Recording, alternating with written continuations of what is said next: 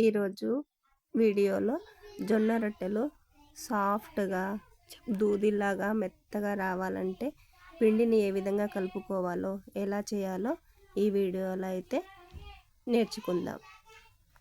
Hi friends, welcome to Shruti sister vlogs. ఈరోజు వీడియోలో మనమైతే జొన్న రొట్టెలు ఏ విధంగా చేయాలో నేర్చుకుందాం. ఫస్ట్ అయితే మనం పిండిని మంచిగా జల్లించుకోవాలి. పిండిని జల్లించడం ఎందుకంటే పిండిలో అక్కడక్కడ జొన్నలు అది ఉంటాయి కాబట్టి మంచిగా జల్లించుకుంటే రొట్టెలు మంచిగా వస్తాయి. ఇప్పుడు పిండిని కలుపుకోవడానికి మనమైతే వేడి నీళ్ళు పెట్టుకోవాలి. నేనైతే పెంచు పైననే వాటర్ వేసి గరం చేసుకొని పిండిలో కలుపుకుంటాను. మీ ఇష్టం, మీకు ఇలా అనుకూలంగా లేదు అనుకుంటే ఒక గిన్నెలో వేడి నీళ్ళు పెట్టుకొని తర్వాత పిండిలో కలుపుకున్నా సరే. ఇప్పుడు ఆ వేడి వాటర్ని తీసుకొని జొన్న పిండిలో వేసుకోవాలి.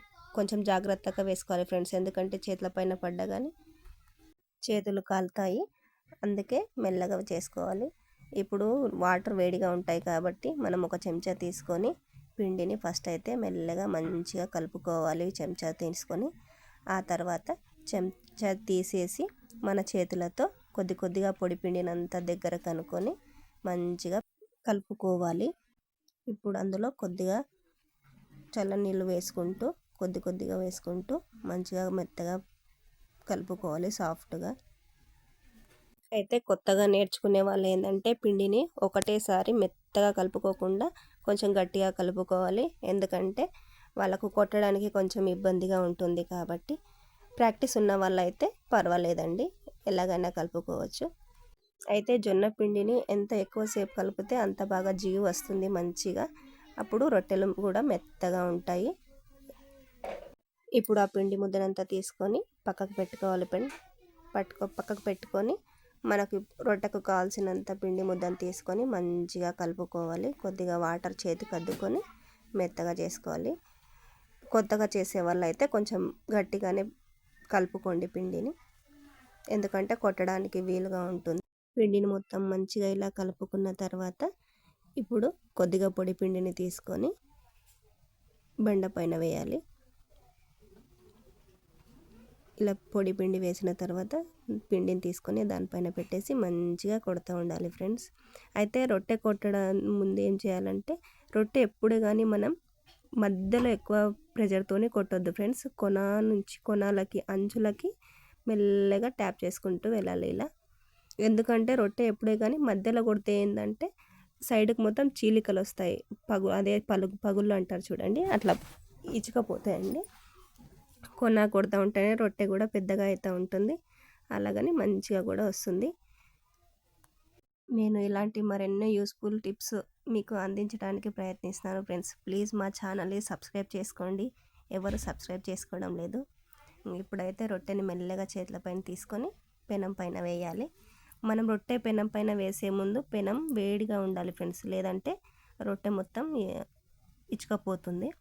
అయితే రొట్టె వేసిన వెంటనే మనం ఏంటంటే ఒక బట్ట తీసుకొని వాటర్లో అద్దుకొని మొత్తం తడి చేసుకోవాలి రొట్టె పైన, అప్పుడే రొట్టె మంచిగా కాలుతుంది. అయితే రొట్టెలు పొయ్యి పైన చేసే వాళ్ళు ఏంటంటే కింద పొయ్యి మంచిగా అంటుకునే విధంగా చూసుకోవాలి. ఎందుకంటే పొయ్యి కింద మంట మంచిగా మండకపోతే రొట్టె మంచిగా కాలదు ఫ్రెండ్స్. గ్యాస్ పైన చేసే వాళ్ళకైతే పర్వాలేదు, ఈజీగా చేయొచ్చు. ఇలా మంచిగా మంచిగా అంటించుకోవాలి. ఇప్పుడు రొట్టెనైతే తిరిగేసుకోవాలి ఫ్రెండ్స్. అయితే రొట్టె కాలిందా కాలలేదా అని తెలుసుకోవడం ఎలా అంటే రొట్టె కాలినప్పుడు కొంచెం పైన ఇట్లా బుగ్గలుగా వస్తుంది, అప్పుడు మనం రొట్టె మలిపేసుకోవాలి ఫ్రెండ్స్.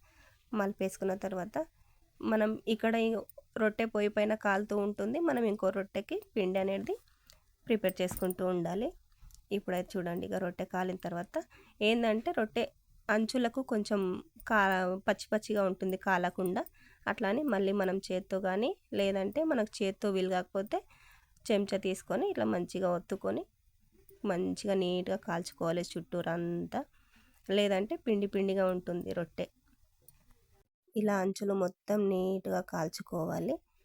రొట్టె మొత్తం కాలిన తర్వాత రొట్టెని తీసుకొని రొట్టె గంపలో వేసుకోవాలి ఫ్రెండ్స్. నేను మళ్ళీ ఇంకో రొట్టె చేసి మీకు చూపిస్తాను. ఇప్పుడైతే పిండిని మంచిగా కలుపుకోవాలి. పిండి మొత్తం మంచిగా కలుపుకున్న తర్వాత పొడి పిండి వేసుకొని రొట్టెనైతే కొట్టుకోవాలి ఫ్రెండ్స్. అయితే ఏంటంటే రొట్టె కొట్టేటప్పుడు కింద కొంచెం పిండి ఎక్కువైనప్పుడు ఏంటంటే రొట్టె తిరగనప్పుడు మనం ఏం చేయాలంటే కొంచెం చేతిని తడి వాటర్లో అద్దుకొని కలుపుకొని మళ్ళీ కొట్టాలి, రొట్టెని మంచిగా కొట్టుకోవాలి. అందరూ రొట్టె చేయడం చాలా హార్డ్ అని అనుకుంటారు, కానీ జొన్న రొట్టెలు చేయడం చాలా ఈజీ ఫ్రెండ్స్. ప్రతి ఒక్కరు చేసుకోవాలి, హెల్తీకి చాలా మంచిది జొన్న రొట్టె తినడం. ఇప్పుడైతే రొట్టెను పెనం పైన వేసాను ఫ్రెండ్స్, ఇంకో రొట్టెను. దానికి మంచిగా ఇప్పుడు వాటర్ మొత్తం తడి బట్ట తీసుకొని పైన మొత్తం రుద్దాలి వాటర్తోని. నీళ్ళను రొట్టె అంచులకు మొత్తం వచ్చే విధంగా మంచిగా నీట్గా అంటించుకోవాలి.